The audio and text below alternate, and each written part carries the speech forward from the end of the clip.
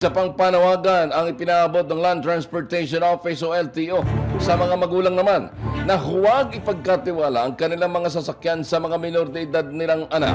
Sa panayam ng programang Parikoy sa Abante, sinabi ni Attorney Greg Pua na labag sa batas na magmaneho ang mga minor de edad kaya hindi pa sila binibigyan ng lisensya. Ang pahayag ng LTO ay kasunod ng pagkakahuli sa 19 na kabataan na nakamotorsiklo at nagkakarera sa Baliwag, Bulacan. Sinabi pa ni Pua na ipinatawag nila ngayong Agosto 27 ang mga kabataan para magpaliwanag kung bakit hindi dapat bawiin ang kanilang lisensya. Ang mga kabataan naman na walang lisensya, posibleng hindi na mabigyan pa ng lisensya sa hinaharap. Ayon kay Pua, dapat maging responsable ang mga magulang at hindi dapat hinahayaan ang kanilang mga minor de edad na anak na magmaneho dahil pati sila ay sasabit kapag na-aksidente.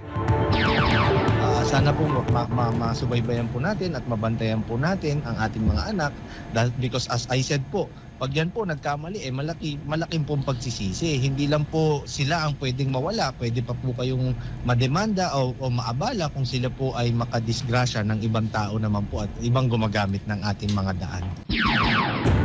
Ang tinig pa rin ni Attorney Greg Pua, Executive Director ng LTO sa panayam ng programang Parikoy dito sa Abante. Abante Radyo Balita sa tanghali.